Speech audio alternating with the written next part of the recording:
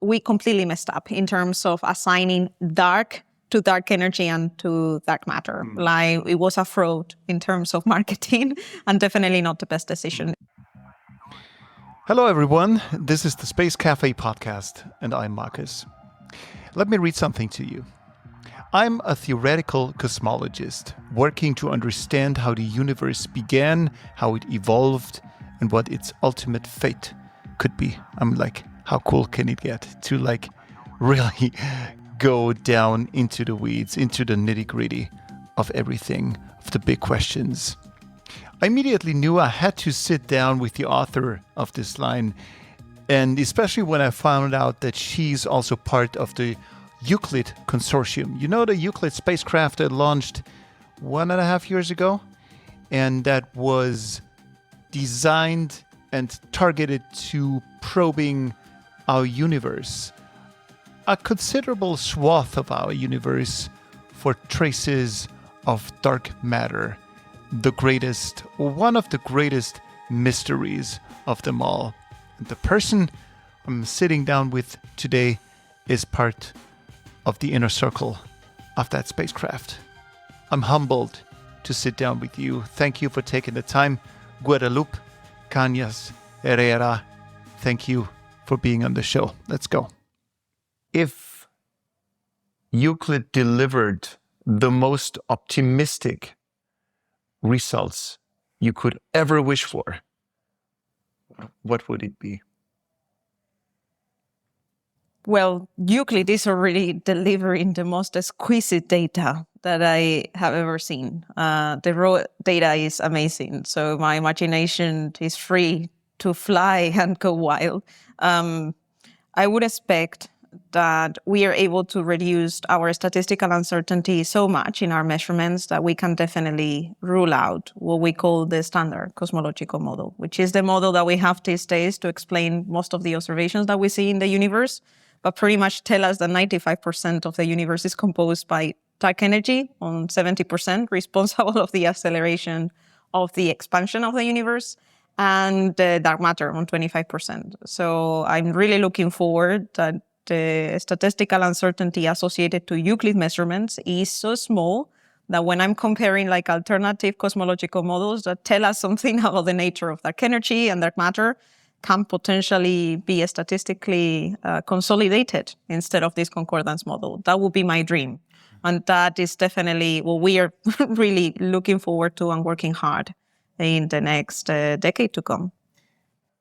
Do you have a hunch? Do you have a gut feeling? And I know this could be very tricky because especially in the scientific community, there is no gut feeling. There is the mind, but maybe there's a little bit of a feeling one could have in what direction things could go.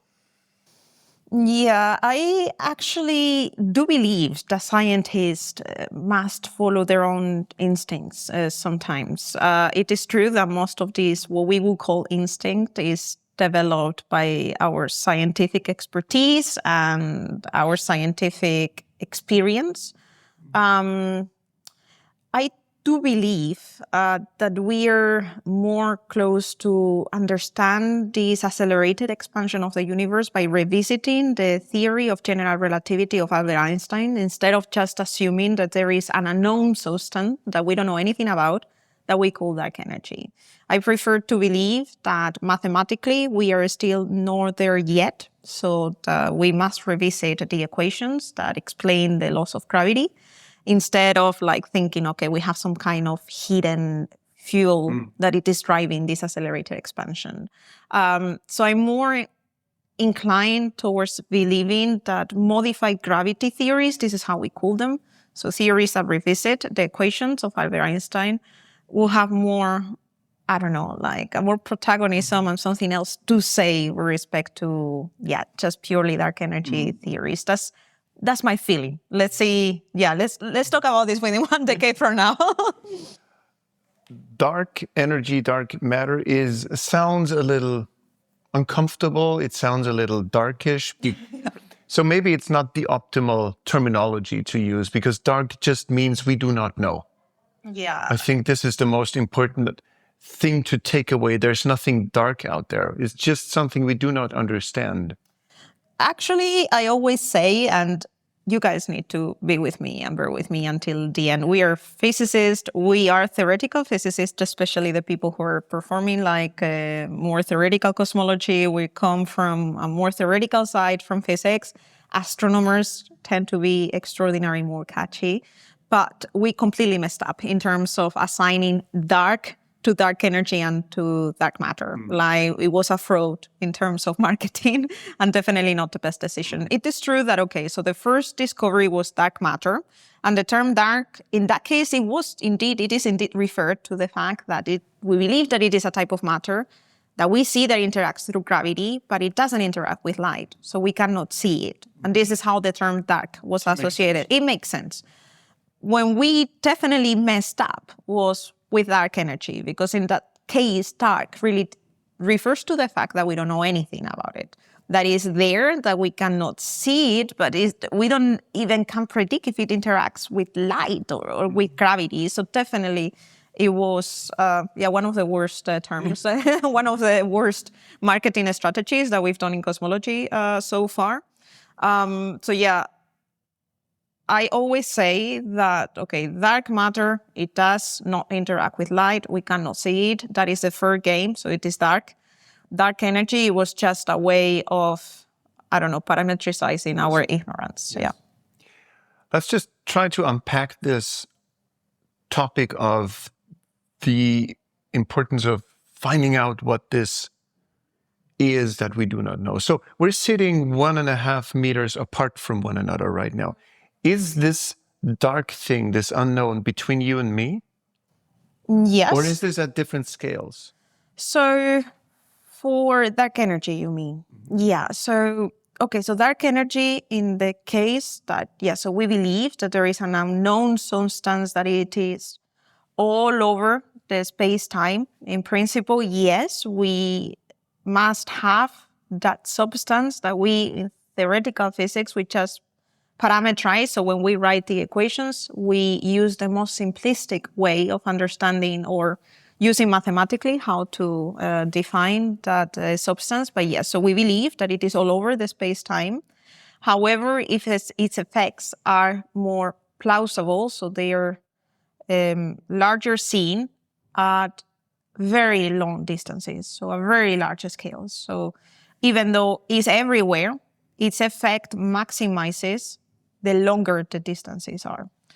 This is why it was really tricky to actually discover dark energy, or in fact discover the accelerated expansion of the universe, because you really needed to reduce, as I was saying before, the uncertainty of your measurements to be sure that when you were measuring this rate of expansion of the universe, you could see some hints of acceleration. And for that, you really needed to go to very long distances to study like objects that are really, really, really far away from us. And only when we have the technology and the capacity to measure those objects, that in this case were in a specific type of supernovae, is when we had the capacity of figuring out, our universe is expanding in an accelerated way. So definitely dark energy, in principle, everywhere, but we get to see its effects at very long distances. What kind of effects are you observing? So actually, dark energy is behaving pretty much in contrary to gravity. So gravity tends to cluster, to make together different objects in the universe. The larger the mass, or the more heavy they are, the more they are going to tend to cluster. So this is how we have stars forming galaxies, then galaxies joining other galaxies to form clusters. Then in the case of dark energy, is precisely the opposite. So what we are seeing is that the space between objects, objects in the universe that are heavy, that have mass, is driving them apart. Mm-hmm. So it's somehow, so...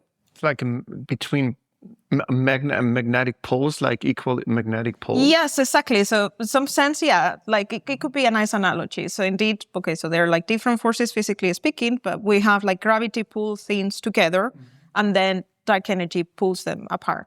So actually, this is why it was so puzzling when we discover the accelerated expansion of our universe. Because if you take the equations of the theory of general relativity, and this is an exercise that I really love to include in the set of seminars of my classes for general relativity with my students, it's like, okay, I'm telling you the universe is composed by, 30% of matter and few traces of other things. Calculate what will be the expansion of our universe. And what you get to see is that our universe is expanding, but is slowing down in its expansion. And this is what we believe that potentially could happen.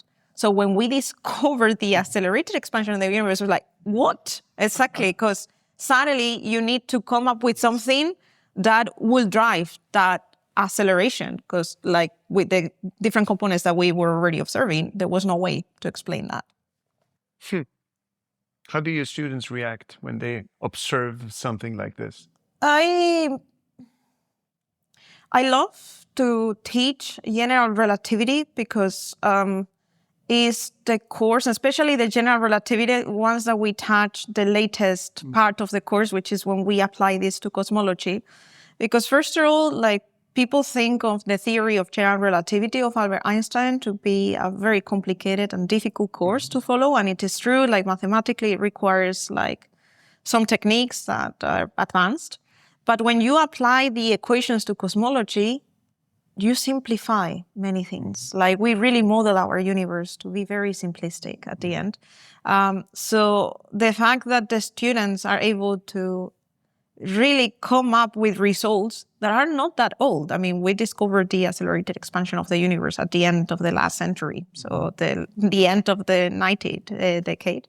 That they are able to reproduce those results is always like, wow, this was a Nobel Prize. And now I'm able to actually reproduce what they did and understand the impact. So it's interesting to see how many of the people that decide to pursue a career in cosmology really have fallen in love with cosmology at the limit where they are studying the theory of general relativity. Yeah.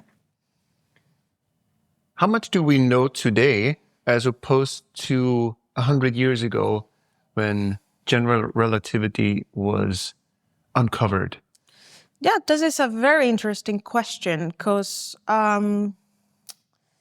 the theory of general relativity opened up what we called really the field of cosmology. So it is when it basically theories trying to explain the very first early moments of our universe, the theory of the Big Bang, how the first nuclei of atoms were formed.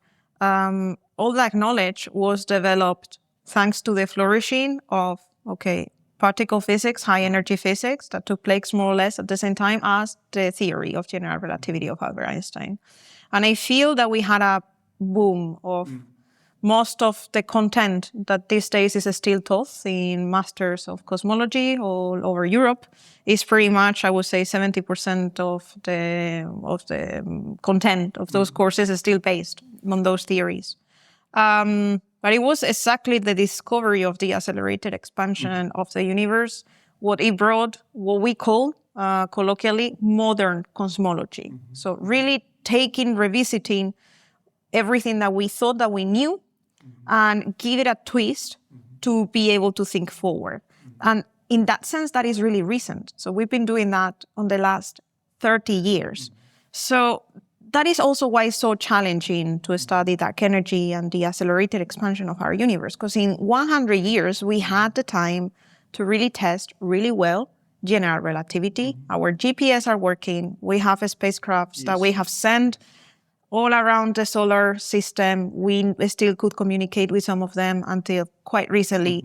We have tested the limits of what we call the theory of general relativity with our solar system. And they're already pretty large distances. So if you really want to break the theory and bring back like some modified gravity theories to explain this accelerated expansion, they still need to pass what we call our solar system tests. So whatever theory you're proposing, at least it has to work really well as the theory of general relativity, the standard one in the solar system, because we have measurements out of it. And this is a challenge. Like, we're really opening up a book in the history of physics where modern cosmology will take more and more protagonism, and it will be happening together with technological development, such as Euclid in this case. Like Euclid, are we still in the phase of poking holes into a great big unknown? Because I'm just wondering how far we are toward understanding something. Because I guess Euclid is now sort of trying to find out what this three-dimensional space-time looks like, to then in order find out what the distributions of objects and dark matter could look like. But this is just a beginning to map the territory, so to say. I would like to be a little bit more optimistic. Yes. Definitely, I do have very hard days as my job as a scientist and as cosmologist, that I wake up every morning, or like a morning, maybe once every month. Like, I had these feelings of, oh my God, I'm dedicating my life to something that is extraordinarily fascinating, that it is really plausible that I will finish my career not being able to understand a 0.0 whatever % of what the universe have to offer. And while I might think, even though I might feel discouraged, that discouragement lasts only 1 second, I have to say. Because later it was like, there are so many possibilities that I think is so good in some sense. With respect to what we are today in modern cosmology, once that this accelerated expansion of the universe was discovered and was measured experimentally, we had very important cosmological missions that have studied the universe. And there is a lot of work that has already taken place, understanding how our universe was behaving when it was a child, when it was an infant. That is with the observations of what we call the cosmic microwave background. So the first light, the first photons, those first light particles that managed to start traveling through the universe, once that our universe cooled down sufficiently, only 300,000 years after the Big Bang. And there has been a lot of work in understanding or studying that relic radiation. And we built the knowledge that we have these days about our concordance, our standard cosmological model based on those measurements. So I wouldn't say that with Euclid, we are going for the very first time on something. We are really building up. Yeah. So in the history of our universe, we have understood, or we have developed lots of knowledge, really important knowledge about the early universe. Now is when we are moving forward and we are studying how the universe looked like on the last 10 billion years, which would still correspond to a very substantial fraction of the life of the universe, but we are moving to what we call late physics. So we are going to study the universe how it looks from now until the past, but we are not looking that much on the past as with the cosmic microwave background. So in this sense, I do feel that definitely there are many things to understand, and it is the first time that we are envisioning something as ambitious as with Euclid, but we are building up. So at the end, the question is not, let's see how our universe works. The question is, okay, the model that we have, that it was really well supported by the observations of the cosmic microwave background, does it still hold? And I think it's really important to put in perspective the question that we are aiming to tackle. So definitely tons of work to do, definitely tons of forward thinking in terms of what it potentially could be next. But this is not just the beginning. I would say that this is a consolidation of modern cosmology. Fantastic. Let's talk about Euclid. All right. So Euclid has been around now for how long was it now? Like year? 1 year. So yeah, 1 year and like few months. So we launched Euclid on the 1st of July of 2023.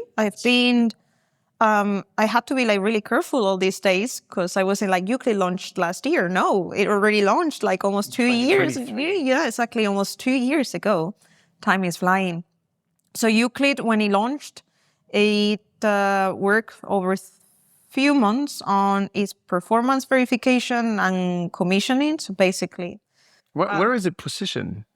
Where is it sitting? Where is it observing? Euclid is in the most posh, popular, and expensive neighborhood of our solar system, and that is the Lagrangian point 2. So it is a really interesting quasi-static. I don't like to call it point because people think that really will be the size of this room where we are here.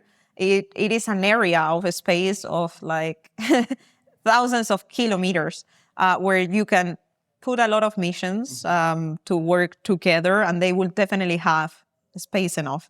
But yeah, so it is a special point between the Earth, the Sun, and the Moon, in which Euclid and other missions such as James Webb or Gaia, that actually we are saying goodbye really, really soon to Gaia. And this is one of the reasons you need to make space for new missions to come.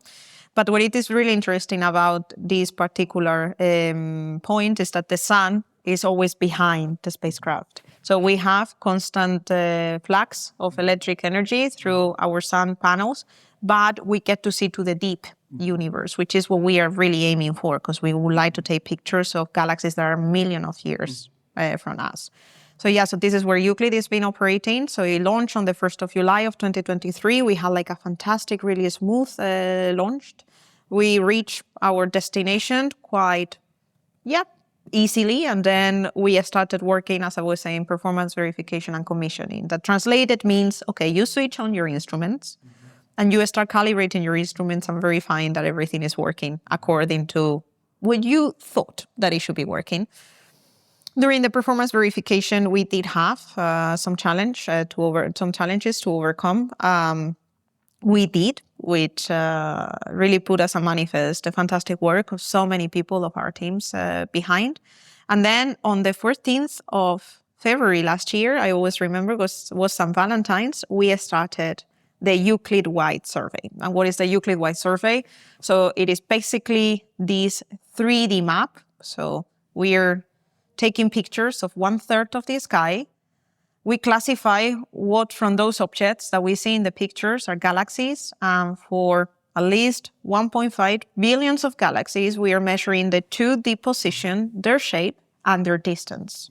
And through this distance is how we access these time dimensions, because distances in the universe have some time component, as nothing can go faster than the speed of light.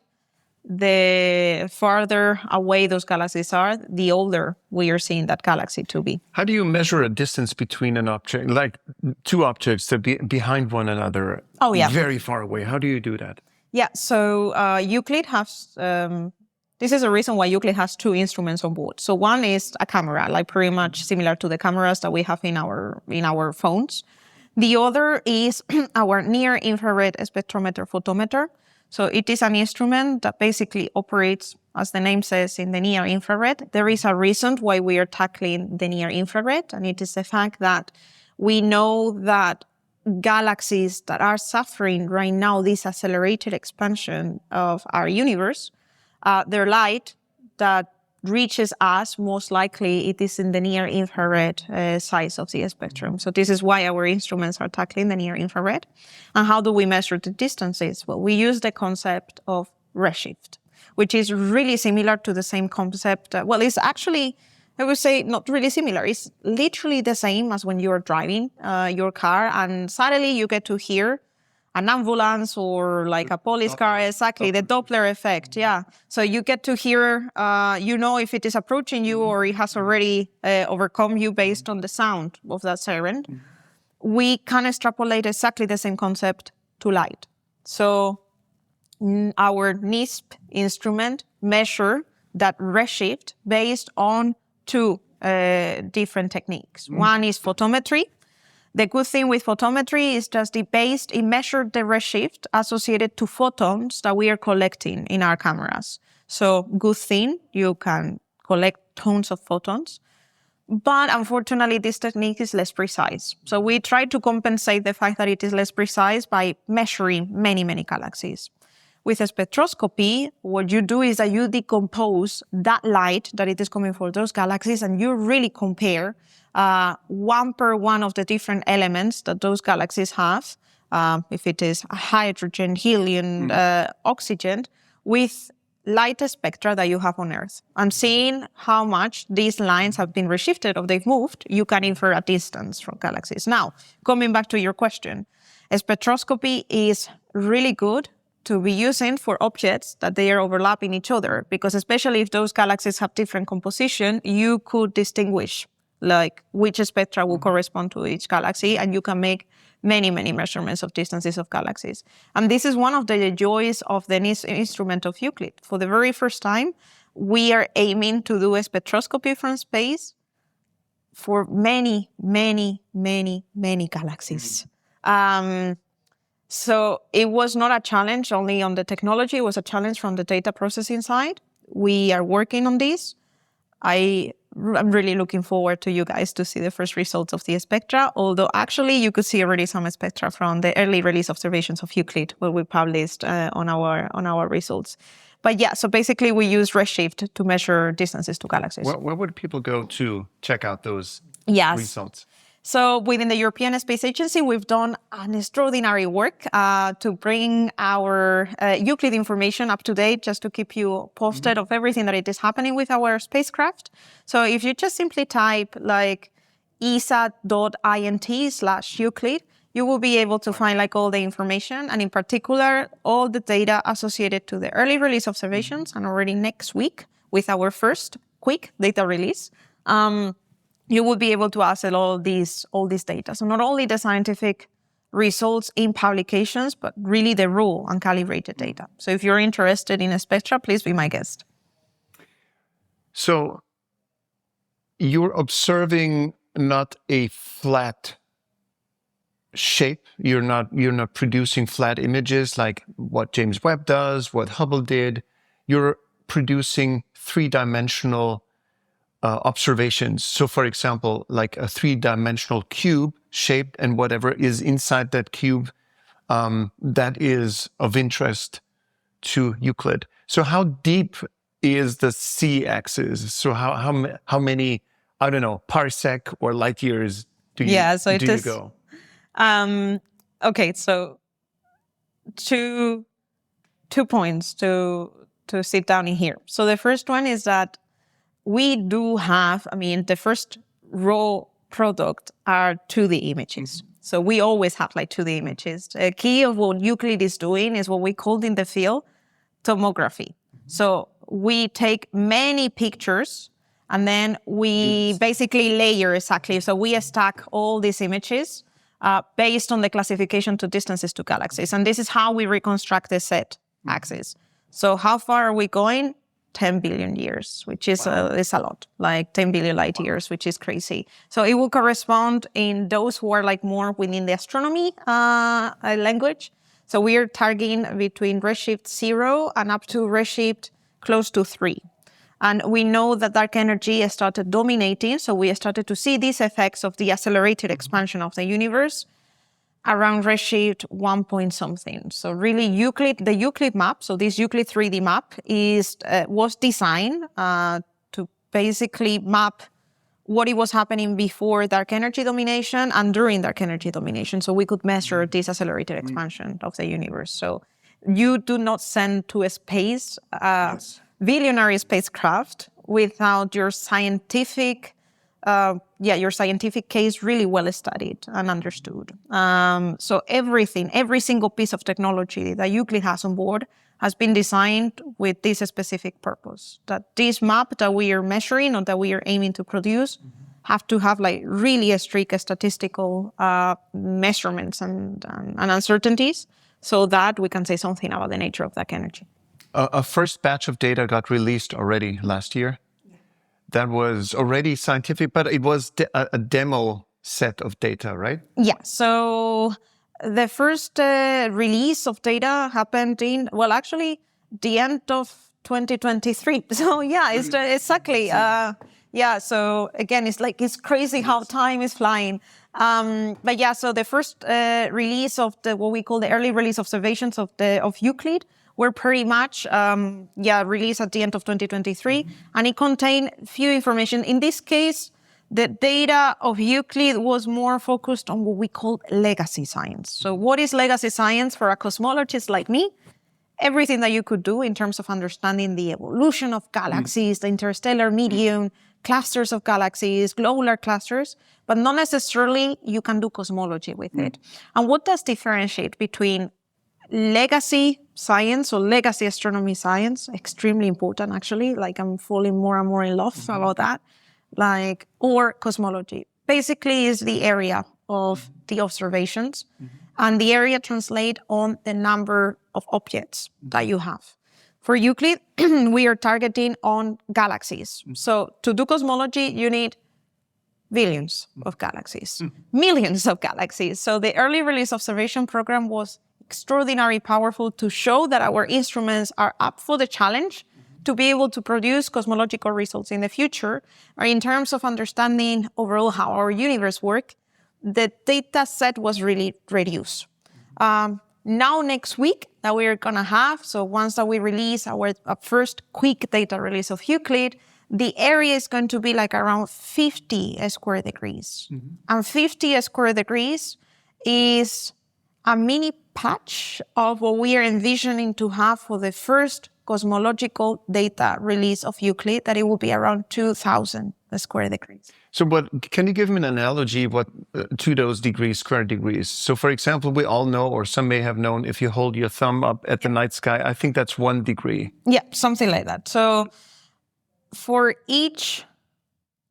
So just to give you a really small analogy, the first time that we envisioned to do this kind of maps from space using already available data, for instance, from the Hubble telescope, the area that it covered was as if you will put your finger, like your middle finger, it doesn't really matter, up to the sky, and then it will roughly correspond to the white patch of your nail. Okay.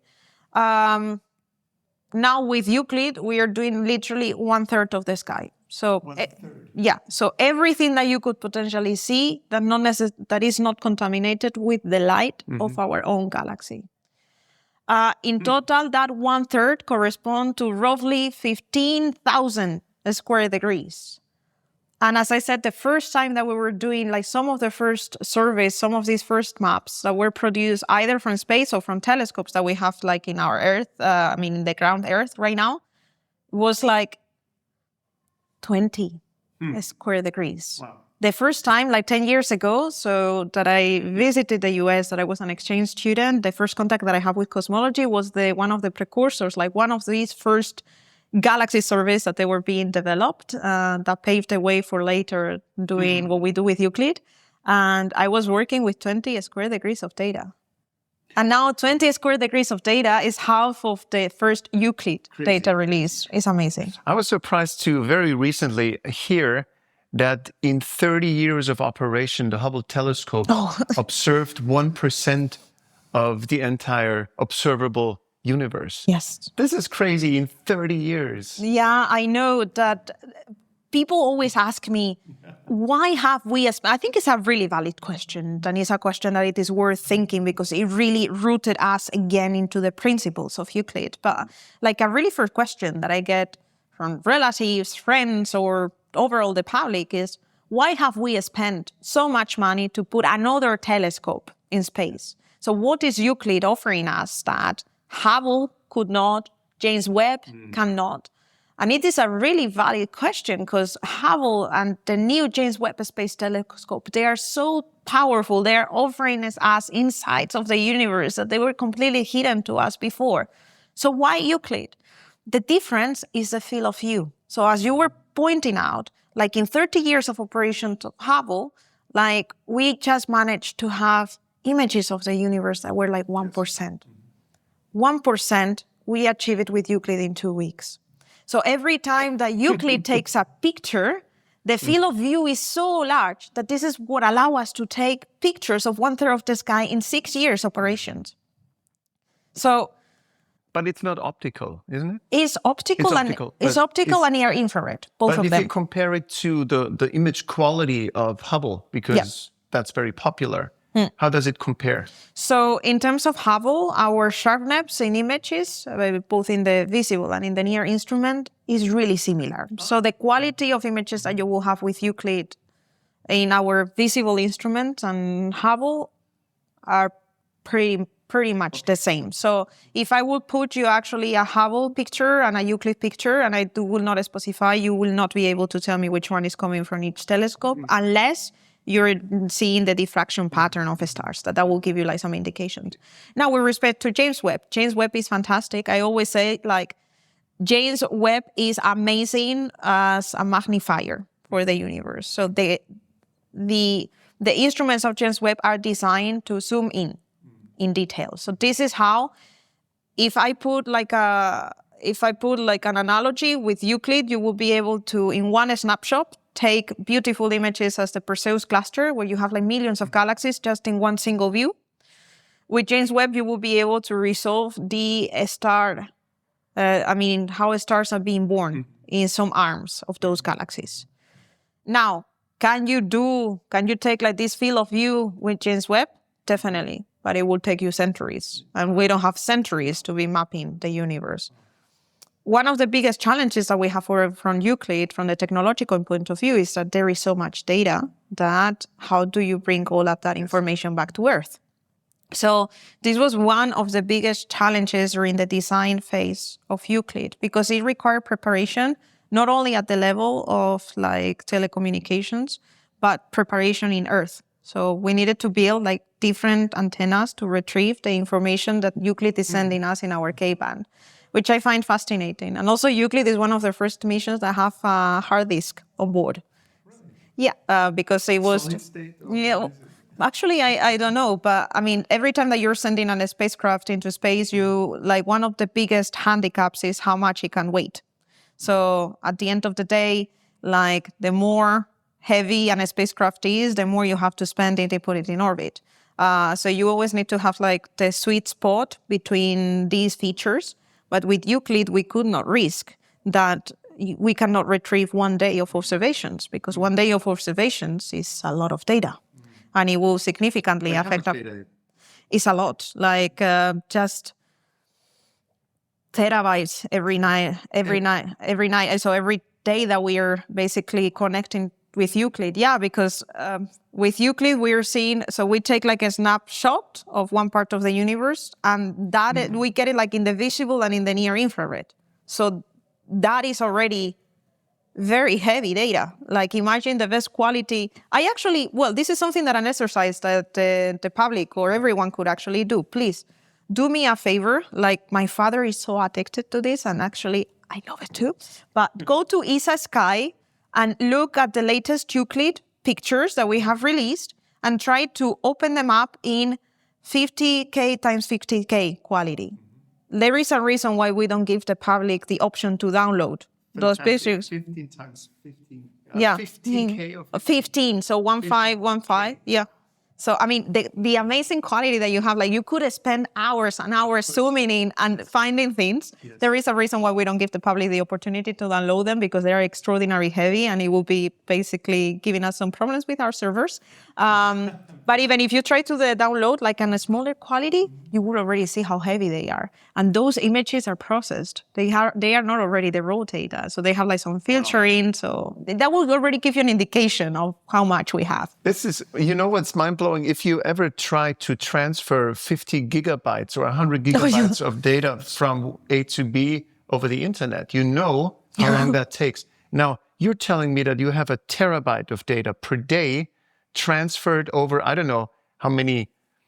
Many. and like the distance to Lagrange 2, what's the distance? I don't know, actually. It's very far away. Like definitely extremely far away. Now just imagine on every single day. This is a miracle. Yeah, actually. So this is what I'm saying. Like the technological development that it was necessary to make the science case of Euclid happen is extraordinary.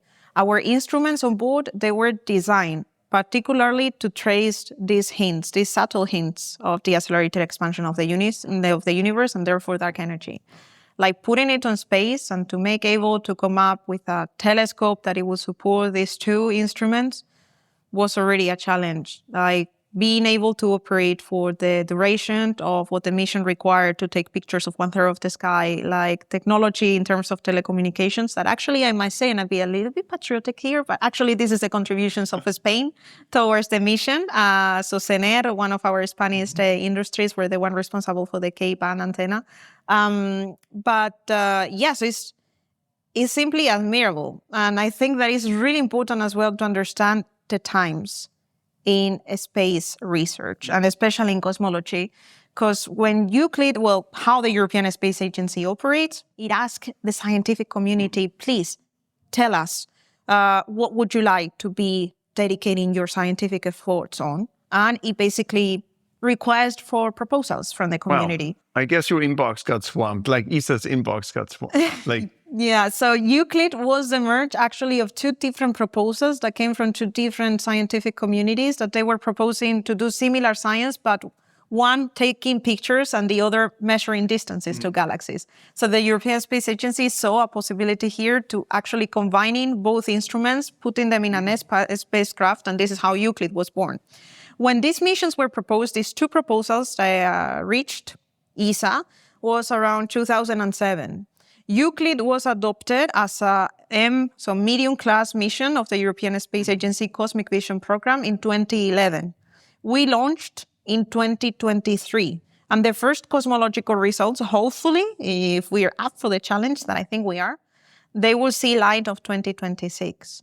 So 20 years after, my colleagues in the community thought, okay, this is possible to be happening from space. So I'm wondering, you have access to the secret vaults of the Euclid mission. What is known already from its findings, from Euclid's observations about the big question? I wish that I could actually tell you. Right now, we are still in a process of further understanding our instruments to verifying that everything, I wouldn't say works correctly, but that we are pretty much in synchrony in the understanding of the instruments, but also how all the data is being processed. Because at the end of the day, it's about the big discoveries, but you want to be sure that if there is a big discovery out there, there is no question whatsoever that this could come from the fact that we did not understand really well what it was happening with the raw data. And we already have some cases in the past where it was believed that a very important discovery happened. And at the end of the day, it was pretty much like a poor understanding on different, what we call systematic effects. So really not understanding how our instruments themselves are behaving, so we cannot correct for all the different uncertainties associated to them. So this is exactly what we are doing right now in Euclid. So the Euclid mission is led by ESA in operations, the scientific exploitation, and the instruments are responsibility of the Euclid Consortium, the scientific collaboration behind. So thousands of scientists working extremely hard to make the Euclid science happen. And right now we are very busy processing the first 500 square degrees of observations of Euclid. That will give us an indication of, that will give us the opportunity of testing our data processing pipelines and further understanding of our own universe so that we can develop robust, in this case, scientific intuition rooted in really seeing results of how we are doing things for, okay, now once that we go to these 2,000 square degrees, that it is going to be the first cosmological release that is already double, it will be competitive to what it has already been happening from the ground-based telescopes. If there is some hints that finally we are breaking with this standard cosmological model, that I'm really looking forward to the case to be like that. So we need to be sure that there is no question whatsoever that, okay, there is something that we missed in terms of understanding of our instruments. So this is exactly what we are doing right now. This is where we are putting like all our energy. So understanding the instruments and how to model all the different statistical uncertainties associated to the systematic effects, so that once that we process these 2,000 square degrees, if there is some hint that there is something in there, we are pretty confident to tell to the community, hey, this is what we found. If we assume, or if we see the transition from Newton, from the understanding of Newton's findings to Einstein as a paradigm shift, do you see another paradigm shift coming necessary in order to get an understanding for the original questions that we were discussing? Or could it be that we are making a mistake at the moment because we're looking at something the wrong way? I think that it will be somewhere in between, because I do not like to portray this. I don't think that it is fair to portray this transition between Newtonian gravity and Einstein theory of general relativity as two completely different. It was revolutionary, but it was revolutionary in the sense that the theory of general relativity was opening up different scales and new possibilities that Newtonian gravity could not. So it's an augmentation. Exactly. But one of the exercises that I always ask my students to do is that try, in the limits that we know of our Earth, like distances to Earth, Moon, so on and so forth, recover Newtonian gravity from the theory of Einstein. And this is something that you could do. So it was like, okay, so suddenly with Newton gravity, with the work of Newton, so we have access to basically describe how gravity works in our scales of Earth, pretty much, or like the Moon with some planets, so on. When you already go to very far away planets, and especially in communications, you need to include corrections from the theory of Albert Einstein. But then we have like this revolutionary approach of understanding how gravity actually works from Albert Einstein, and suddenly you have access to longer distance to study really in detail and really robustly how the laws of gravity work. I think that now with Euclid, or these approaches that we are doing in modern cosmology, we will open it up like a new door of understanding how gravity works on a even larger scales. But that doesn't mean that relativity is wrong. No. It's just a new and open door. Exactly. Yeah. So I think that it's just that it would be like, at the end, a theory is a mathematical model that we have to describe how nature works.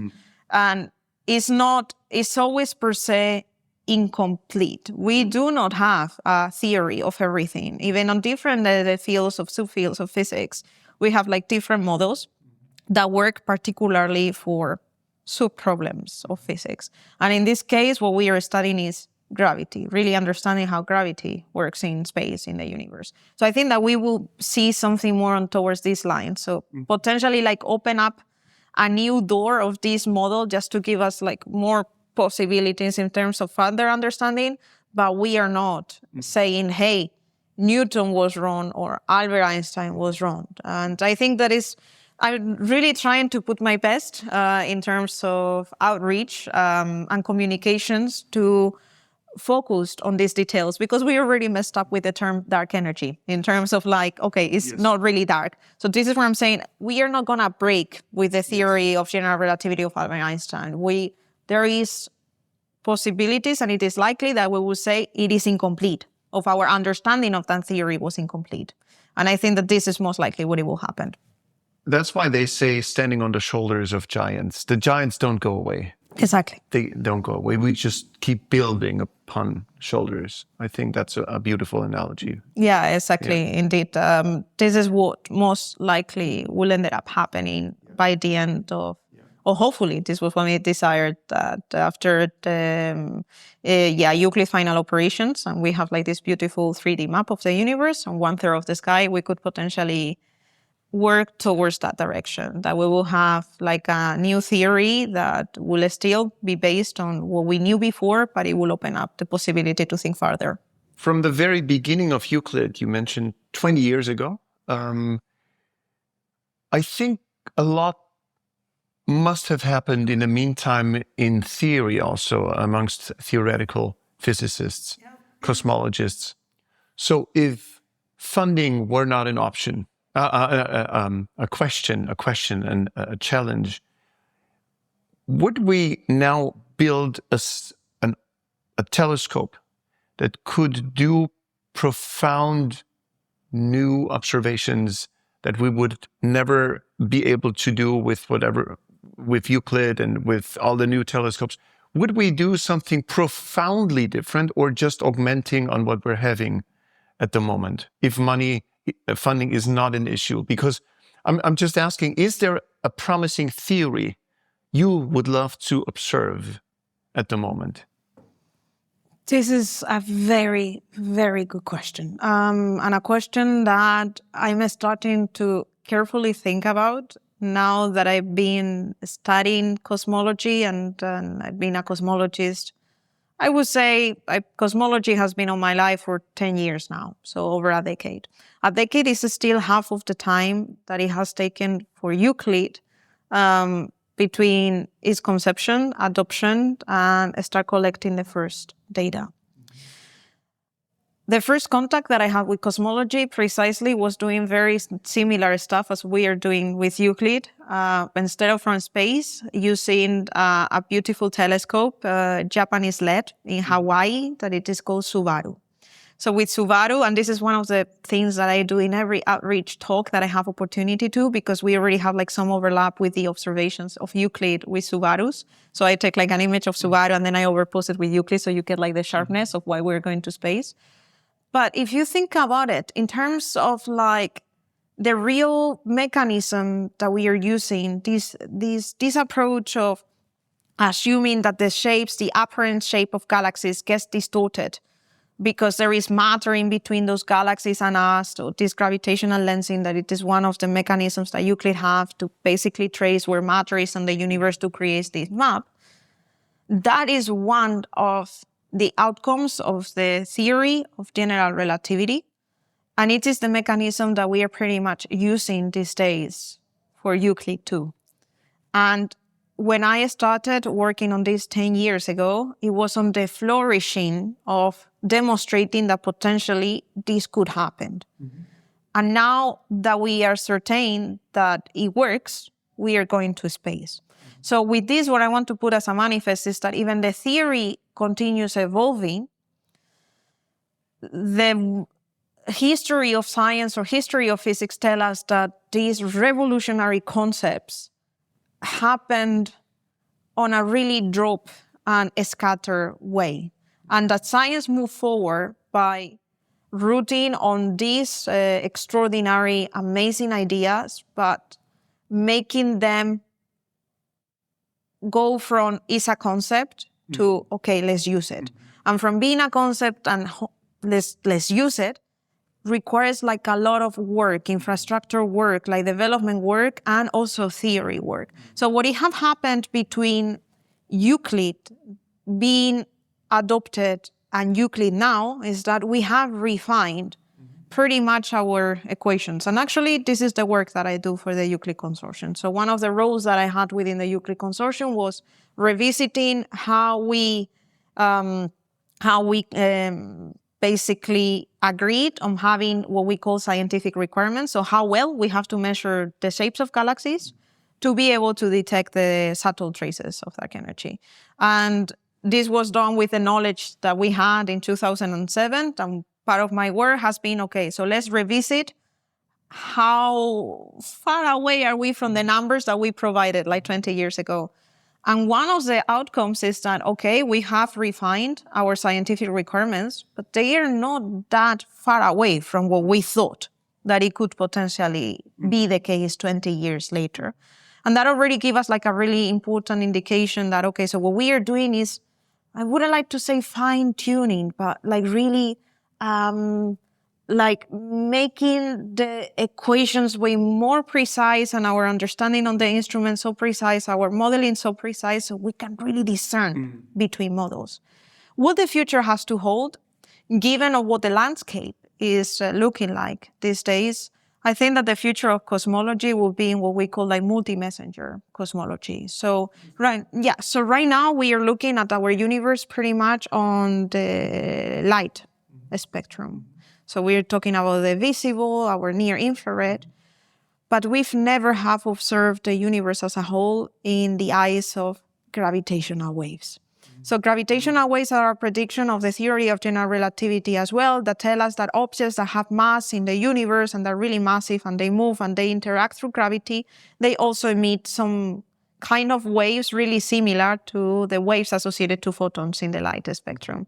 So it offers us like a new way of seeing the universe with different eyes, with a different set of glasses. Right now, we had the first discovery of the first gravitational wave event. It was already back in 2015, 2016.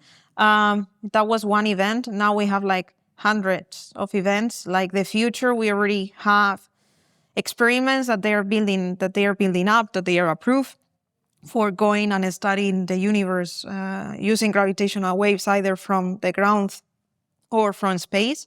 And I think that cosmology will go towards doing this multi-messenger. So we look at some part of the universe, both in gravitational waves and both in the light spectrum. But this could already be done, right? It could already be done. I mean, like if the community agreed on an event, oh yes, and then synchronized all their telescopes and everything they had on that event. Yeah, look, I'm going to tell to the public a little bit and to the audience, like one of the most amazing anecdotes that I have of my short career. Indeed, like this has already happened. We already have observations, and this is why we know that it works. We already have observations of some events that could be seen both in light, so in the normal light spectrum, and in gravitational waves. Now, we know that it has to be objects that are really massive, so the gravitational waves signature is strong enough so we can detect it. And you know that it have to be objects that are also seen in the visible range, like in light. So it's not about finding two supermassive black holes that suddenly they're merging with each other, because you wouldn't get to see that with your telescope. We have to wait until the mergers of really heavy compact stars, and those are neutron stars. So once that we have the first detection on both gravitational waves and light of two neutron stars merging with each other, we rule out so many different modified and dark energy theories, because some of these theories already predicted that the speed associated to the mathematical concept of the field behind dark energy must show differences between the propagation of gravitational waves and the propagation of light. So most of these theories predict that actually gravitational waves also have a speed as the speed of light, so the same value, but some other did not. And with this particular measurement, it was demonstrated that the light of the speed of gravitational waves is pretty much the speed of light. So they were already like many, and now the anecdote is that basically LIGO was the one that was basically behind the observation of gravitational wave, put back in a social media many years ago, tomorrow we are going to be doing an amazing discovery. I mean, we're making an announcement of an amazing discovery. The community was already expecting, because as you said, this could be done now. So the people were already expecting that eventually this will be something that it will happen. And theoreticians, cosmologists in theory, wrote papers, like papers assuming that the speed of gravitational waves was equal to the speed of light, papers that thought that, okay, this is not the speed of light, and they were just simply waiting. So a few hours after the discovery itself and the announcement, we already have like published articles, just because we have like some millennial scientists on social media that they already have gone through all our theories and say like, yes, no, yes, no, yes, no. And this already tells you when there is something exciting and something that it has like sufficiently hype, science moves extremely fast. Yeah. Now, what do we actually need to do cosmology for multi-proof events? We need many. In exactly the same way that we are going to space to measure like millions, to classify and to survey like billions of galaxies, we will need to do something similar for gravitational wave events. And we are not there yet. So we are talking about like 100. We are seeing in gravitational waves as it happened with galaxy surveys 20 years behind us. So I think that we still need to wait, but definitely tons of work to do in this direction to start modeling how to do multi-probe cosmology. Artificial intelligence is everywhere. Oh, yes. Is this also something that is of interest to cosmologists? Yeah, these days, given how complicated our modeling is becoming, because as I said, we really need to understand well of our instruments. You really need to understand extremely in detail all the systematics, so all these effects that you really need to take into account. Otherwise, you can get dark energy signatures mistaken by something else. You need to rely on artificial intelligence to be able to do the computations. So people believe that artificial intelligence will one day come and potentially say, instead of like, okay, Dr. Guadalupe Cañas Herrera, I will be relevant in terms of answering the question, what is the best cosmological model that fit the observations? I think that, artificial intelligence will definitely not be there anytime soon. And definitely not in the time scale of answering the question, what is the nature of dark energy? But it offers a really powerful tool to give us scientists and cosmologists the opportunity to perform computations that otherwise would be impossible. Something really straightforward. We are taking pictures of the deep space. We have galaxies, we have stars, we have other objects. We don't have enough human eyes to classify. Exactly, to classify.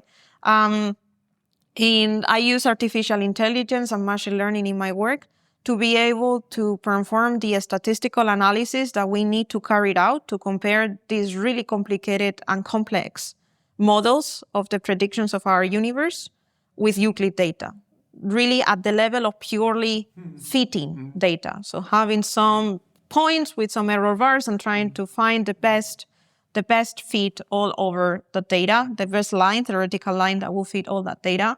I need to rely these days on artificial intelligence. Otherwise, these computations will take months to be accomplished. This is the obvious assistance of AI. But what I would like to find out is as to if it can also conceptually support.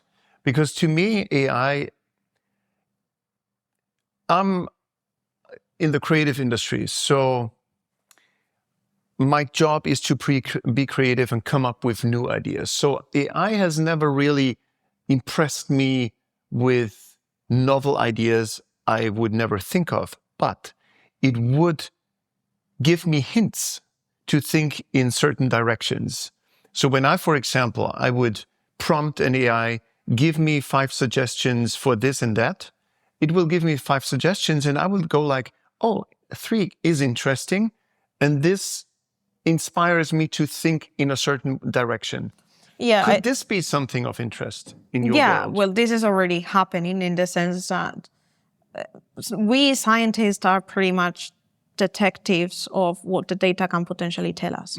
The more data you can process, the more patterns you can find on the data, the more you can think forward in terms of, okay, what's next?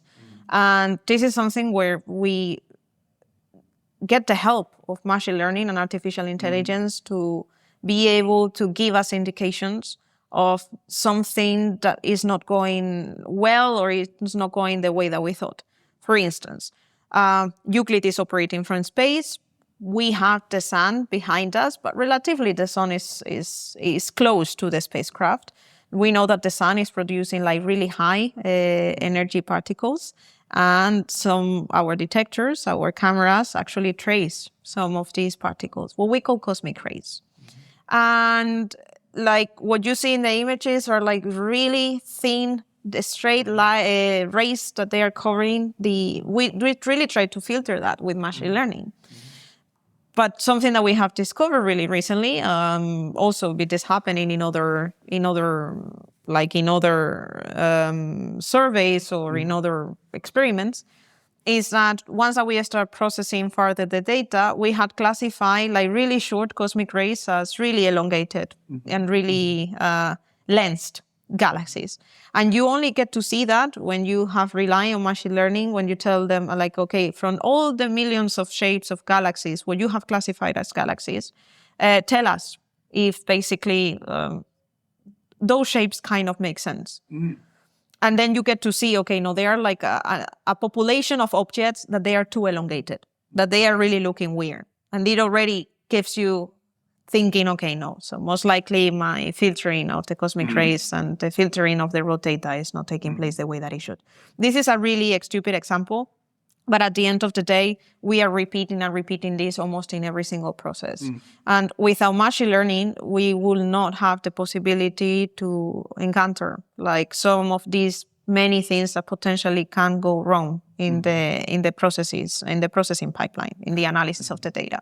Now, in terms more from the theory side, what we're using artificial intelligence mostly is in speeding up, boosting, and answering the question of, okay, I have this alternative theory. It is really worth going through all the pain and the sweat and the work that it requires to compare it against the data? Or can we use some signatures or some patterns that are easier to be identified that will allow us to say, before going into getting our hands dirty, hey, is this model worth? Exactly. Does it make sense? So this is a really promising work in the field that it is called machine learning model selection. I'm actually working on that actively.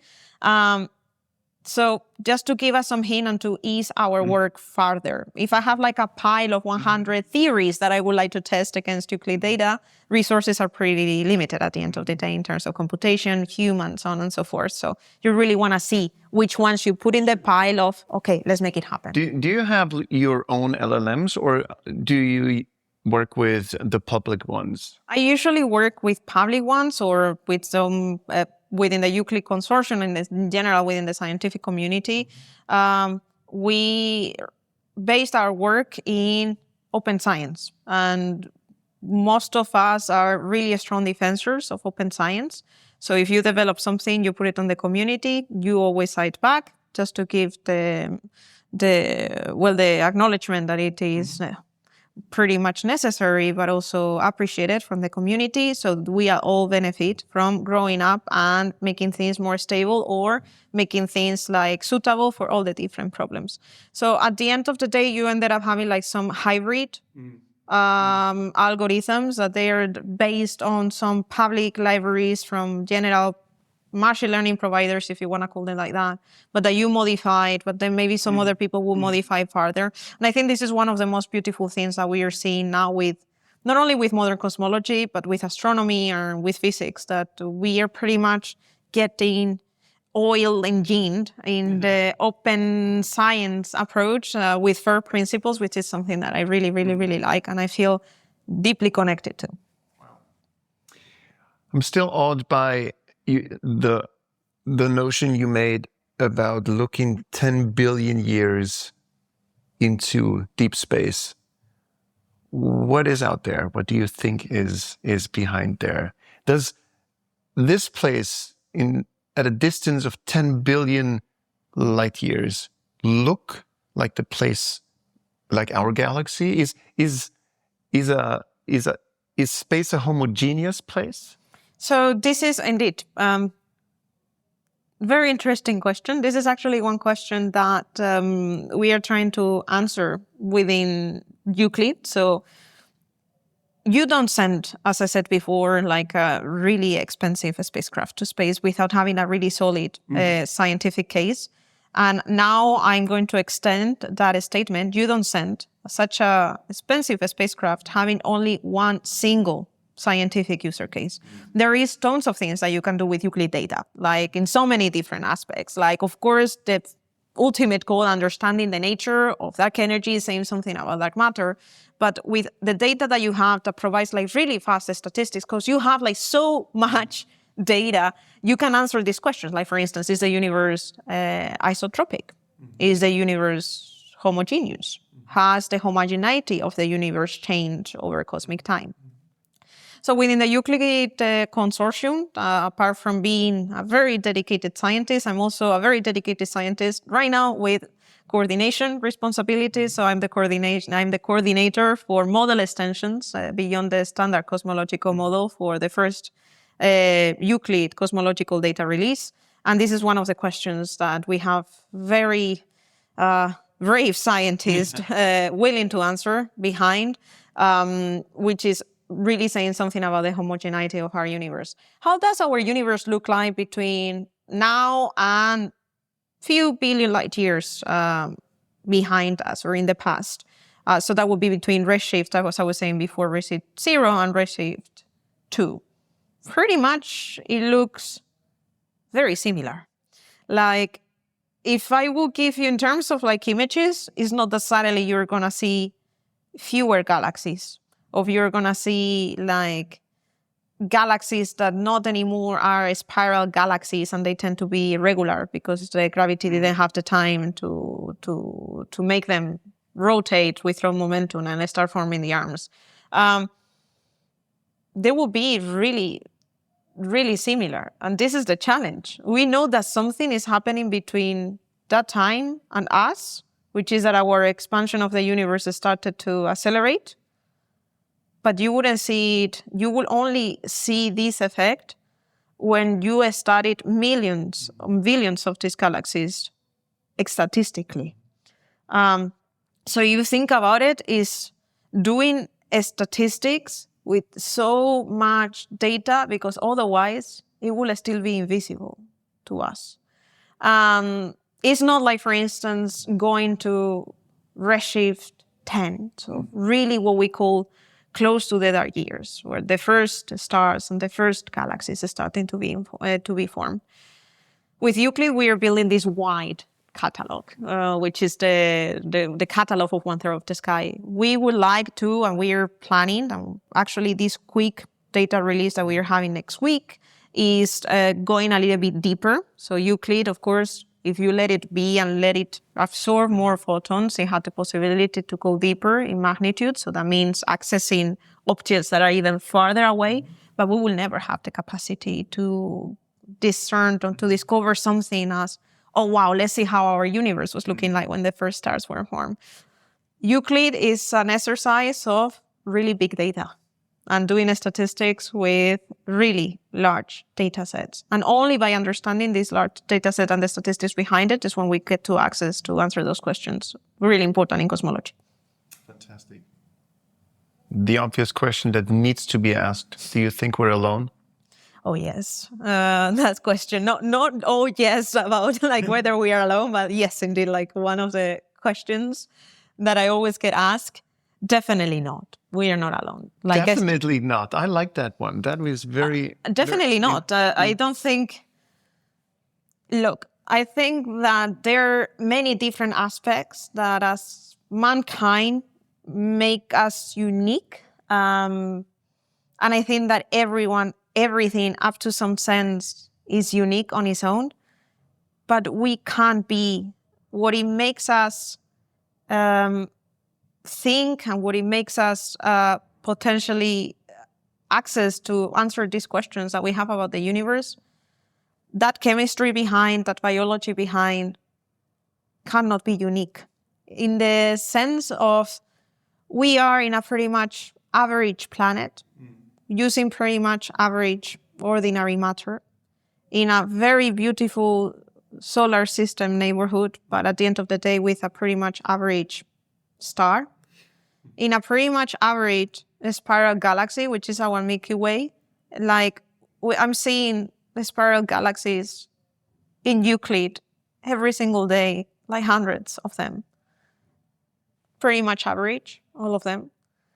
In a pretty much average area of our universe, which is our local group, in a pretty much average universe, because it's not that our universe is really intriguing and there are many things that we don't understand, but it's pretty much a standard. It's not that we need to rely on coming up with new, dark energy definitely is something that we need to understand, and it is 70%, but we could also potentially explain that by revisiting our laws of gravity. It's so highly unlikely. At the end of the day, my job consists on doing statistics. I do statistics with cosmology. I'm a cosmologist. I'm not going to say that I'm a statistician. Otherwise, my husband, the statistician, will kill me. But in any case, it's so unlikely that we are alone.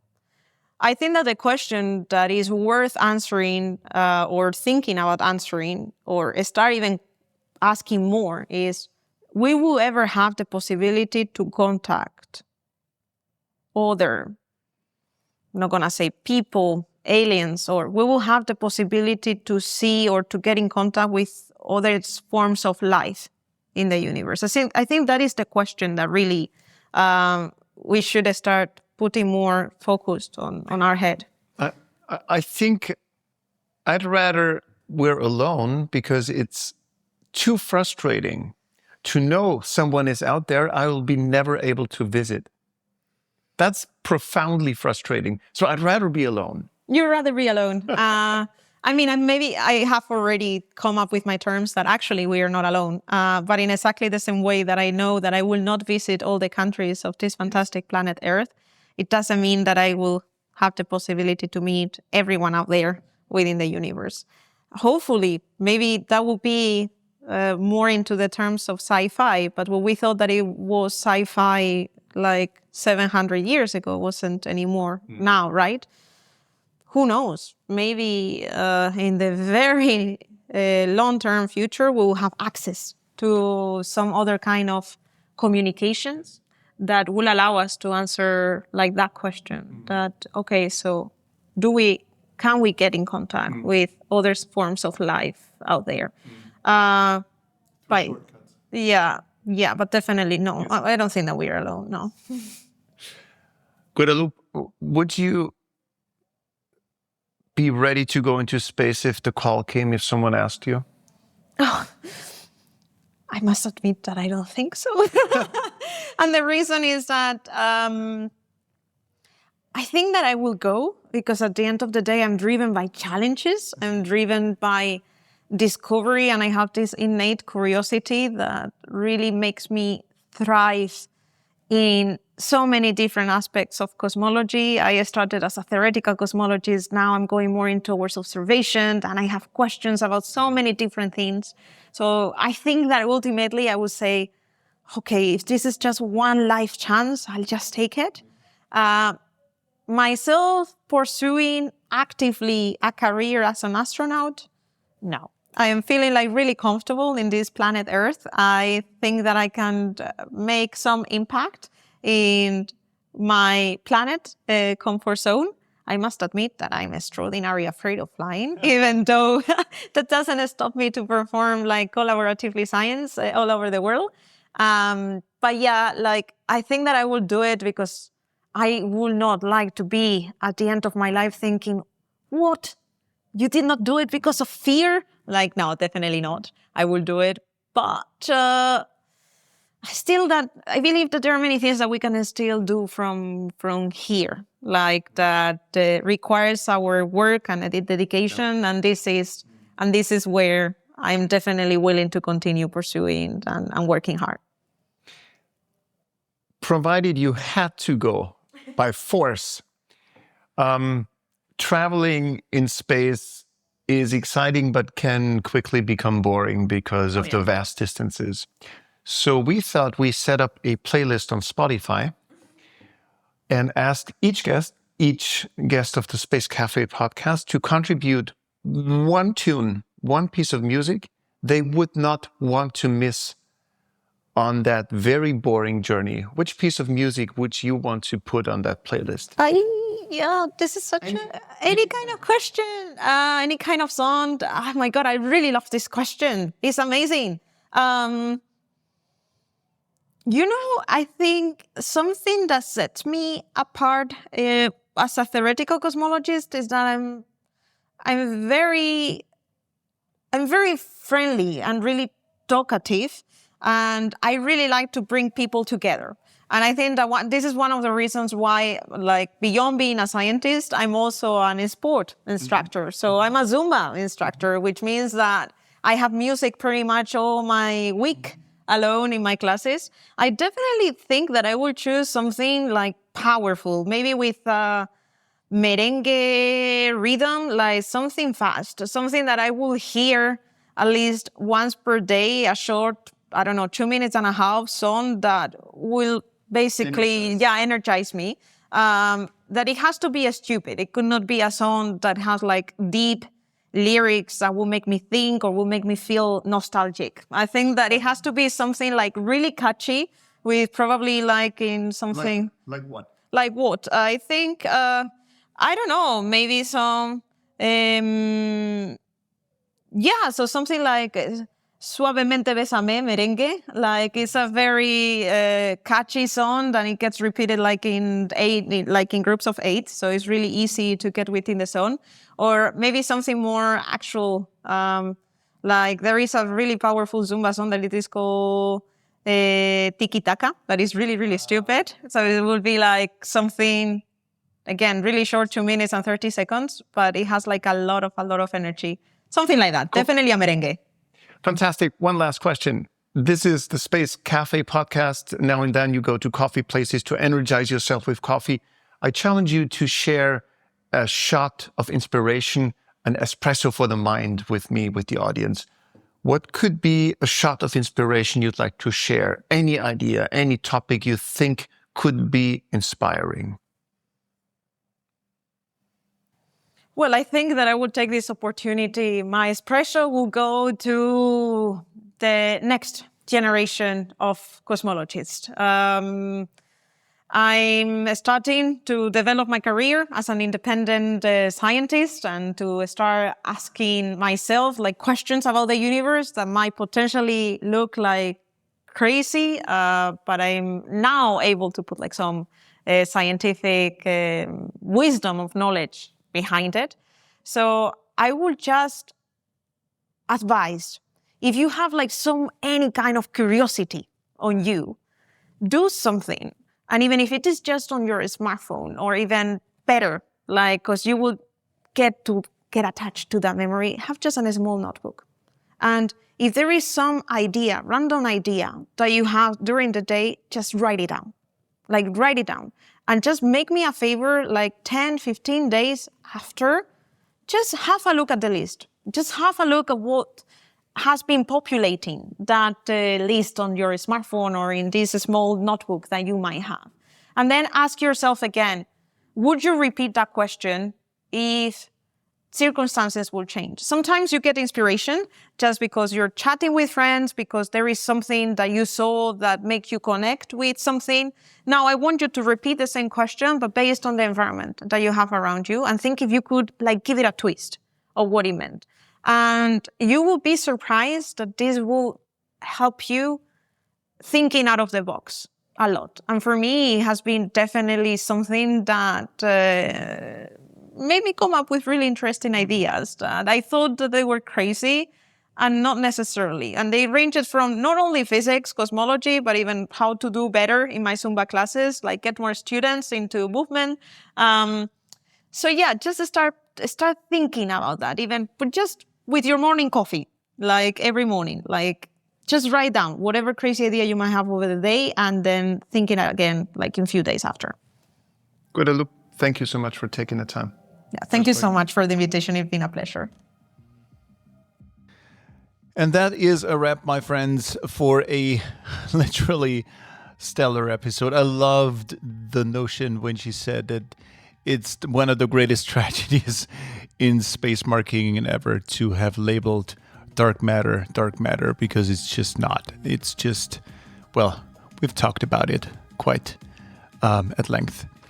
So why don't you, like right after this, sit down, grab a pen, something to write, like a piece of paper, and write down your craziest ideas you've ever thought of, and then revisit them in a week from now. I think it's a fantastic experiment you could do thanks to the shot of inspiration that Guadalupe just shared with us. Thank you, Guadalupe, for poking our brains, for inspiring our minds. If you, my friends, like what we do here, consider sharing this episode with someone you like, with someone you feel like you would like to surprise, you would like to rekindle a conversation or strike up a conversation, perhaps with the stranger. And how cool can it get to talk about topics like this? Anyways, there is something new. You can leave us a voice note if you want. Let me check. What was it again? It's no. I'll add it. I'm so sorry for that. I'll add that to the show notes. It's a URL where you can very easily drop us a voice note and perhaps be featured in our next episode. So if you have always wanted to share a suggestion for a guest you'd like to hear, what you'd like to see, or just let us know how we could improve our show, this is one of the places. And of course, there is Substack. So why don't you head over to Substack? It's a fantastic place if you really want to read in-depth information. Still pretty much void of any social media blurbs and what is it called? Stupidities. Time-consuming black holes. I think that's what I was trying to refer to. Yeah, Substack is a pretty cool place. So why don't you check out not Human Chaos. It's the Space Café Podcast on Substack. Well, yeah, leave us a rating or two or a review on your favorite podcast platforms. And other than that, I'm really looking forward to hopefully surprising you in 2 weeks from now. Until then, bye-bye. Take good care.